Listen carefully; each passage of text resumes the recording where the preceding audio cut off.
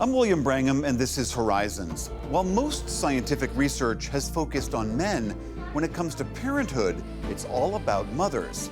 But new research shows that fathers undergo profound changes as well in their hormones, behavior, and even their brains. The surprising science of dad brain, coming up next.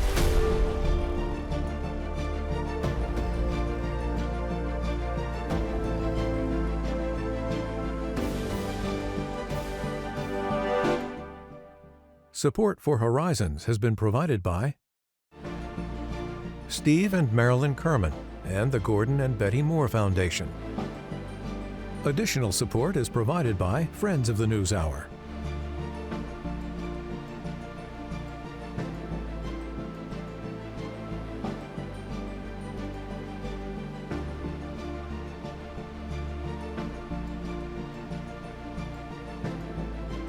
This program was made possible by contributions to your PBS station from viewers like you. Thank you. From the David M. Rubenstein studio at WETA in Washington, here is William Brangham. Welcome to Horizons. This weekend is when we celebrate Father's Day, and so we thought it would be a good time to take a look at what happens to men biologically and psychologically when we become fathers.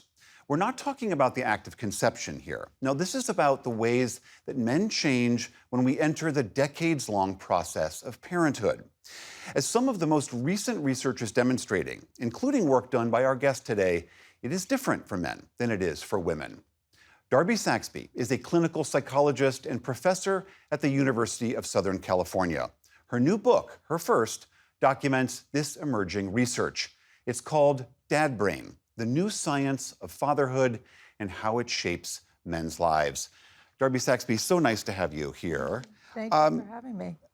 On one level, this seems a little bit odd to ask because so much of scientific research has been male-focused over the decades, and this is a huge problem. But not when it comes to parenting. That's mostly been about mothers and pregnancy and women. Why so little research on men? Yeah, it's an interesting question, right? Because if you look at biomedical research writ large, men have dominated our understanding of the body and how it works. Even our animal models tend to be male. And yet when it comes to parenting research, both in terms of science and in terms of culture, like if you go see the parenting books at the bookstore, it's a conversation that's all about and for women. Right. And I think that's because we still really see mothers as the key parents, and fathers frequently are treated as an extra appendage. Passenger over there. Exactly. And that makes sense. The research should probably start with mothers because so much happens with pregnancy, which really transforms the whole body biologically with birth and with breastfeeding. But there's so much more to learn about fathers, and some of that work is just starting to emerge. What do you think is lost when we don't have that understanding? Yeah, then I think we don't know how to deploy fathers as full parents. And we let mothers shoulder most of the work of caregiving, which I actually think and argue in the book runs counter to how we evolved, which is as alloparents who share care. And alloparents, explain that term for people who don't know. Yeah, so alloparent just means a caregiver who's not the biological mother. And we really did evolve as humans to raise children in community and to share care cooperatively. So another term for alloparents is cooperative breeders. And that's so all the people that surround a child in a community or hunter-gathering community or suburban America. Exactly. So it's the grandparents, the extended family, aunts and uncles, community members, even paid helpers, frequently fathers. And I think that the fact that we evolved this way reflects that raising a human infant is too much work for any one caregiver. Right. And so if you have a creature who needs round-the-clock care, you really want multiple caregivers on the scene. And so that's one reason that when fathers are in the picture, we see much better outcomes for children and for mothers. Right. You started this book writing, this is the first sentence Quote, when I was 9 years old, I watched my father become a different parent in real time. Can you just succinctly tell us that story? Yeah, so my parents got divorced when I was 9 and my mom moved out. My parents ultimately negotiated joint custody, so we would do 1 week at my mom's house, 1 week at my dad's house. But initially, my dad got sole custody, and he was a kind of typical 1980s checked out caregiver. And suddenly he's alone in the house with 4 feral children. And he just had to kind of figure it out. He had to do all the driving, he had to do all the cooking, all the laundry, all the meals. So, he ultimately, I think, rose to the occasion. There was a learning curve, but became a really stable and positive figure in my life. And the book was kind of inspired by watching him go through that change and thinking about how transformative fatherhood can be for men. I mean, as you mentioned before, we as a society, even non-scientists, know how much a woman changes during pregnancy. It's been researched, we can see it with our own eyes, we've lived it with our own wives. But there is, as your book really does detail, a growing body of research about the way men change during this process. Tick through some of those things that happen. Yeah, definitely. So in my lab, we have looked specifically at the brain, and we've also looked at the body's hormones. So our longitudinal study scanned dads when their partners were pregnant with their first child. So they were in mid-pregnancy, and then we scanned them again at about 6 to 12 months postpartum. And what we found was that the brain lost gray matter volume. So it was shrinking, which when you say the parenting brain is shrinking, people usually get very worried. That's actually seems to be an adaptive remodeling that makes the brain more streamlined so that it can work more efficiently. And the patterns of volume loss look very similar to those that have been seen in new moms. So dads are showing that kind of similar process of, developing what we think are more efficient networks in parts of the brain that help mentalizing, thinking about other people's minds, social cognition. Interesting. So there's a little bit of closing, I don't know if this is too crude a term, but sort of scraping away some of the chaff so that you could focus on the task at hand. Yeah, exactly. So you also see the brain loses volume in early childhood as kids get ready for school, and it loses volume in adolescence. And so you have this kind of learning and consolidation that's happening, and the brain is developing pathways that it can move along more quickly as it's starting to canalize that information. And how about the hormonal changes? Yeah, so we see often dips in testosterone in new dads, and that's not just from my lab. There's a large body of work both in animal and in human fathers. Frequently, testosterone decreases starting in pregnancy, rebounds after the first year or so postpartum. And you see changes in hormones like prolactin, which we think of as a lactation hormone. It's got promotes lactation embedded in the word, but we see that when prolactin levels are higher, dads are often more hands-on with children.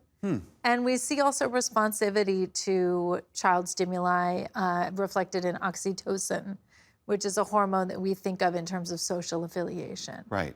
Yeah. Back to the point about testosterone, why would men see a drop in testosterone? Because, I mean, as you know, when you document, there's a whole cottage industry out there trying to convince men that having low testosterone is a sign of a failed male. Yes, there's a whole tea influencer industry. And yet we find that there is this organic normative drop in testosterone around the transition to fatherhood. And if you think about it, you really want high testosterone when you're trying to optimize your mating outcomes. You want to reproduce as often as possible. You want to sow your seed as widely as you can so that you can maximize the quantity of potential offspring that you can produce. So that stereotypical testosterone, strong, aggressive, go out and get some mates, defeat my rivals. Status seeking, you want to rise in the hierarchy. But after you have accomplished your task, mating is complete. Now maybe you want to shift your reproductive strategy. You want to invest in the children that you've produced, right? So you might be moving towards a quantity-oriented away from a quantity-oriented and towards a quality-oriented strategy. You actually want to make sure that your offspring will survive and thrive. And in really risky, unstable environments, you want to just focus on quantity exclusively, right? Like, the more children I produce, the more likely that some might reach adulthood. But in more stable environments, like those that you see in much of the contemporary world, you actually just want to focus on parenting, because you want to make sure that if you're just having a couple of kids, you can devote your resources to them. And in that context, you don't need to be out looking for brand new mates. Right. You want to be actually parenting the offspring that you have, and testosterone doesn't help you accomplish that goal. It's so interesting. And it seems to happen organically. Like is it seeing your partner pregnant? Is it the arrival of the child? Is it you bonding with that child that corresponds with that dip? Yeah, I think part of it is entrainment with your pregnant partner. And so my lab has actually found testosterone levels are linked in men and women during pregnancy. So cohabitating couples show correlated levels of testosterone. But it might also have to do with infant exposure and with parenting experience. And we do see testosterone drops in birds. Testosterone spikes at the start of a breeding season. It drops after mating's been accomplished and birds are provisioning their chicks. So, this isn't unique to humans. It's something that seems to happen in a lot of different examples of biparental animals. It's so interesting. One of the other things that I was really struck by in your book is that there's good research that men experience what we call postpartum depression, but depression after the arrival of their child in a way that we just don't think of, as we think of postpartum depression affecting almost always moms. Yeah, that's exactly right. And in fact, there's evidence that new dads report depressive symptoms at about twice the rate of the general population. Twice. So, there is this enhanced risk and prevalence in new dads. And if you think about all of the factors that have been identified as causes of depression, you've got a perfect storm in early parenthood, right? You have sleep deprivation, you have relationship conflict, identity challenges, changes to your social role, all of the things that might have you questioning, am I going to be able to do this? Am I going to be good enough as a dad? A lot of men have postpartum or perinatal anxiety, so they worry about being a good caregiver, they worry about making money. And so a lot of the same risk factors that women have in early parenthood, obviously men aren't delivering the infant, but they are sharing in many of those risk factors, in addition to the neurobiological change. And all of this is happening, as you so beautifully detail, when we're going through this cultural shift as to what fathers, you look at my father's generation versus my generation and how we parented seem like wildly different activities. Yeah, that's exactly right. So the time diary data really tells the story that contemporary dads... Time diary. So if you look at how are people actually spending their time at home, and they're writing that information down and telling researchers. And we have a few really big studies, like the American Time Use Study, the ATIS data, which is kind of a gold standard spanning many decades. And if you look at the data that those researchers have collected from the 1960s to the present, you see that dads are actually tripling the amount of time, almost quadrupling in some studies, the amount of time that they're devoting to hands-on daily childcare. In one generation? In just a couple generations. So from the men of the baby boomer generation to the millennials and the Gen Z dads, you basically have this revolution in hands-on fatherhood. Wow. Yeah. So my dad was at the tip of the spear. Right. Near the end of the book, you also detail how even much later in life, men who had children, I think it's a series of brain scan studies that show that the younger looking brains for the men who had children versus those who didn't. Yeah, so my pitch is that parenthood is like Botox for you. So, the book has some bad news, which is, you're losing brain volume, you're dropping testosterone. So I really wanted to end with some good news. Right, that's And good. yes, I think that's a cheerful note to end the book on. But there is this really exciting body of research that's coming out from these big population level cohort imaging studies. So the UK Biobank is a really big repository, tens of thousands of MRI scans from mostly midlife and older adults, people in their 50s and 60s.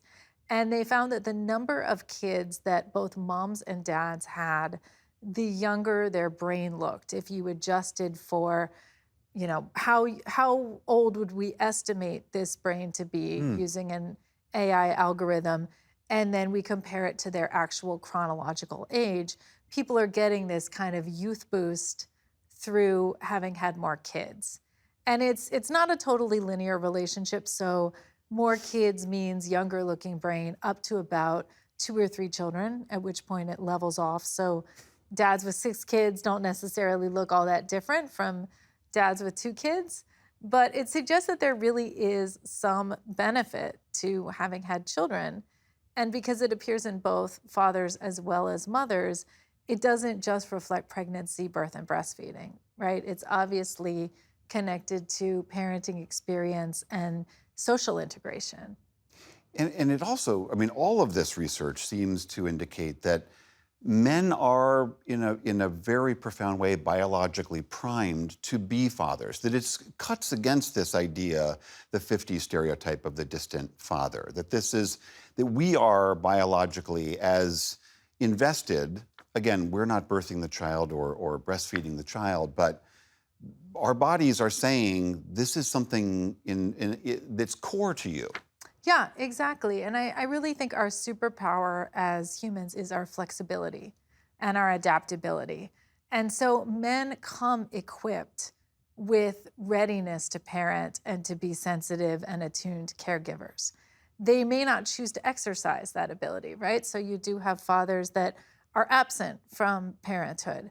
But when men do acquire parenting practice, their brains and their bodies reflect that investment. So it's like if you think about, we all sort of have a dial inside us that can turn on the parenting brain. Moms might give birth with their dial already turned up pretty high. Dads have more volition, more ability, depending on culture and societal context, to turn that dial up or down. But they can certainly turn it just as high as anyone who chooses to be a primary caregiver. And yet there are, as you also detail, so many cultural impediments, the way we've organized our society, single-family homes, living far away from our parents, 2 parents working, a car-centric culture, this masculine ideal that caregiving is feminine. All of those things seem to fight against this. Yes, I think we've made it very difficult for people to parent without a lot of stress and investment. We don't have those intergenerational networks of people that are ready to help us out. And we've built neighborhoods that can feel very isolating. And we don't have the kind of free-range childhoods that even as a kid growing up in the 80s, I could roam around my neighborhood on my own until it was time to come home for dinner. And I think one interesting irony of that is it actually puts more pressure on dads, because when you don't have the alloparental network that's very vast, you end up putting all the parenting on the nuclear family. And so it's frequently shared by mom and dad. Dads might be spending more time today than ever before because you don't have the grandparents, aunts and uncles, and peers who are helping with raising kids. Do you think your book is part of this movement? Do you think this culture really is changing? I mean, I just remember a story when my children were young in elementary school. My wife was away. I took them out to dinner at a pizza place. We ran into some acquaintances. And the mom made a bit of a fuss that dad was out with his 3 kids wrangling them at a restaurant. Like it was a big deal. My wife had done that a million times and no one would have said a word about it. And yet, even in my own generation, it was still like, whoa, look at dad, he can take kids out to dinner. Yeah, I talked to a dad for the book who said whenever he's out and about with his kids, people ask him if he needs help or they compliment him, you're doing such a good job. When his wife is out and about, people are rolling their eyes if the kids are fussy, right? So I think we still see fathers as, champions to celebrate that they're involved at all. But, it's becoming more and more normative. And I think if you look at countries where paternity leaves are more generous, you see a culture around fatherhood where men are expected to be very involved and present in the early months.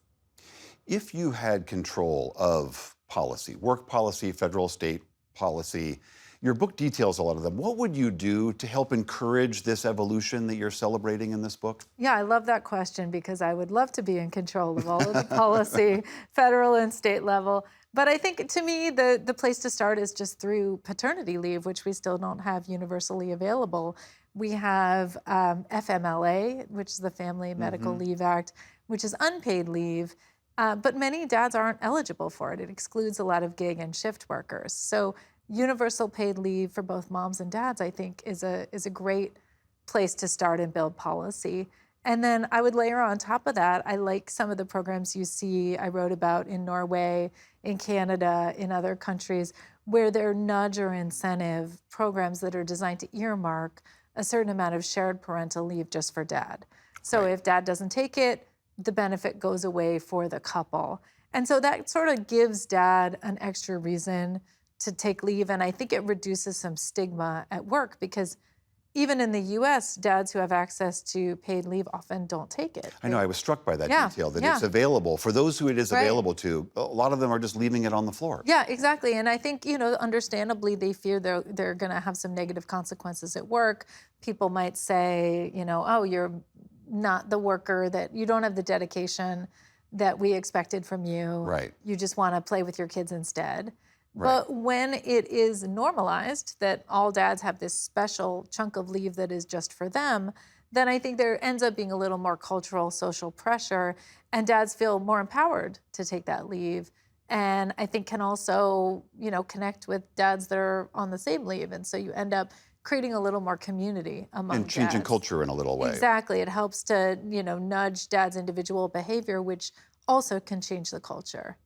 In the last minute we have, what would you like people to take away from this research overall? Yeah, I think one of the taglines for the book is "Great fathers are made, not born," which is to say we often assume we're just innately wired to parent and we're going to know what to do the second a baby shows up. And we often assume especially that mothers will just have this instinct that is going to take over. And I can say as a mom myself, I was totally clueless about what to do when my kids were born. And my husband was equally clueless. And so it's really through putting in the time and getting the practice that I think you become a skilled caregiver. And I want fathers to feel like that role of sensitive and skilled parent is available for them too. Darby Saxbe, the book is called Dad Brain, The New Science of Fatherhood and How It Shapes Men's Lives. Really tremendous piece of work. Thank you so much for being here. Thanks for having me. Before we go, we have been talking about how being an involved father can change men, often for the better, and how important that also is for children and moms and everyone else. And there are lots of examples in the animal kingdom of other active fathers. As Darby Saxbe details in her book, lots of frogs and fish and birds are extremely dedicated dads. The vast majority of bird species, over 80%, have fathers who help construct nests or gather food or look after eggs. Emperor penguins are some true stay-at-home dads, with males holding on to the eggs the females have laid, carefully guarding them for weeks while the moms are out hunting for food. Seahorses are the only species on Earth where the male gets eggs from the female, puts them in a pouch on his stomach, fertilizes them, and carts them around until birth. But amongst us mammals, there just are not that many examples of active fathers. Male mammals care for their young in only about 5 to 10% of mammal species. A lot of them are primates. Male mountain gorillas not only lead and defend their family groups, they help teach their babies to socialize and help when they're weaning. Some of the most involved dads among our primate relatives are the tiniest. Pygmy marmoset papas help care for big families. Mothers usually give birth to twins, and the fathers are involved in many aspects of child rearing. In her book, Darby Saxbe celebrates that humans are somewhat rare among mammals for having active fathers. She documents how fatherhood is both innate and learned. And she imagines how we could encourage this societal transition that fatherhood is undergoing. She writes, as long as care is solely feminized, we will struggle to legitimize it as the important work that it is. What if we valued men's contributions to child rearing as a critical part of the caregiving picture and envisioned happy families as a public good that enriches men's lives too? That's it for this episode of Horizons. You can watch us on YouTube or listen wherever you get your podcasts. If you like what you hear, please subscribe and give us a rating. It will help more people see this program. Thank you so much for watching. We'll see you next week. Support for Horizons has been provided by Steve and Marilyn Kerman and the Gordon and Betty Moore Foundation. Additional support is provided by Friends of the NewsHour.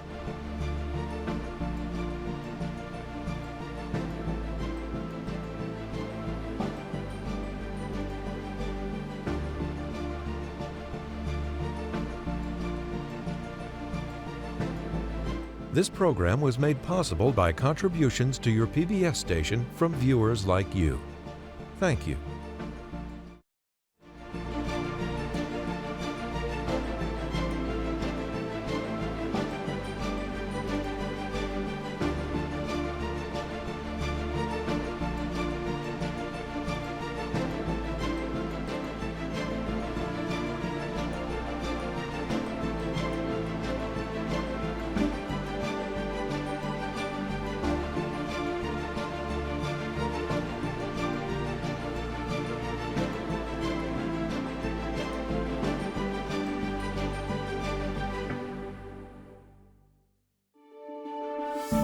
You're watching PBS.